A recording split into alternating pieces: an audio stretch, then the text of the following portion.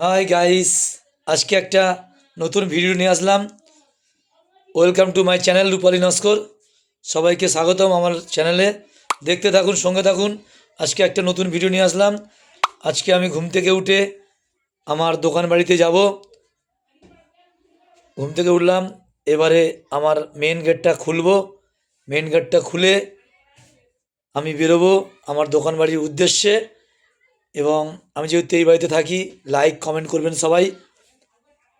ভিডিওটি কেমন লাগছে অবশ্যই বলবেন।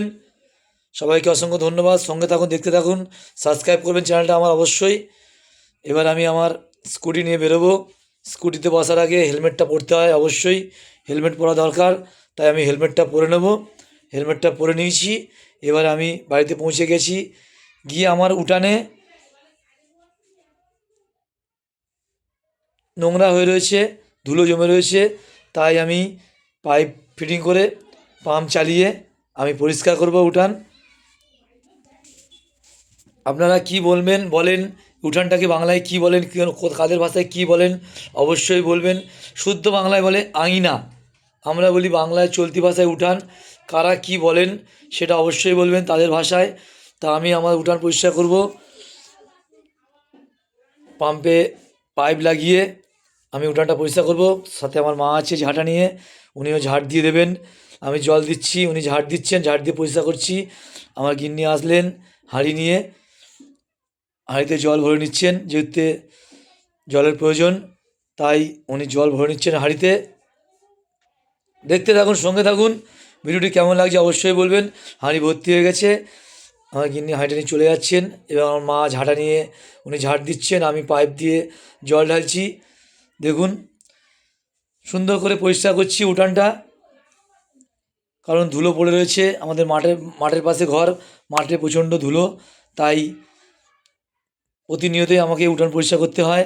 তাই আজকের উঠানটা পরিষ্কার করছি পাইপ দিয়ে জল দিয়ে, ভালো করে পরিষ্কার করব। আপনারা অবশ্যই ভালো করে পরিষ্কার করবেন উঠান এবং বাড়ির পরিবেশ আশেপাশে সবসময় পরিষ্কার পরিচ্ছন্ন থাকবেন। পরিষ্কার পরিচ্ছন্ন থাকা অনেক ভালো, তাই সবাই পরিষ্কার পরিচ্ছন্ন থাকবেন, আমিও পরিষ্কার পরিচ্ছন্ন থাকি। এইভাবে কারা বাড়ি পরিষ্কার করেন, উঠান পরিষ্কার করেন অবশ্যই কমেন্ট করবেন। ভিডিওটি কেমন লাগছেন অবশ্যই বলবেন। ভালো লাগলে সাবস্ক্রাইব করবেন, শেয়ার করবেন। সবাইকে অসংখ্য ধন্যবাদ। দেখতে থাকুন, সঙ্গে থাকুন। ভিডিওটি কেমন লাগছে বলবেন। এবার আমি পাইপ দিয়ে ভালো করে ধুচ্ছি উঠোন। মা দেখিয়ে দিচ্ছে হাত দিয়ে, যেই জায়গা পরিষ্কার করো সেইখানে আমি ভালো করে জল দিচ্ছি। জল দিয়ে ভালো করে ধুচ্ছি। দেখুন, মা ঝাঁটা দিচ্ছে, আমি জল ঢালছি। কারণ জল দিয়ে ঝাঁটা দিয়ে ঢাললে একসঙ্গে ভালো করে পরিষ্কার হবে। তা আমি জলের সঙ্গে সঙ্গে ধুলোবালি সব উঠে যাচ্ছে, খুব সুন্দর করে পরিষ্কার করছি পাইপ দিয়ে। দেখুন, জল নষ্ট হচ্ছে ঠিকই, জলের অপর নাম জীবন। জল নষ্ট করা উচিত না, কিন্তু কী করব, সুস্থ থাকতে হলে, সুস্থ স্বাভাবিক থাকতে হলে অবশ্যই পরিষ্কার পরিচ্ছন্ন থাকতে হবে।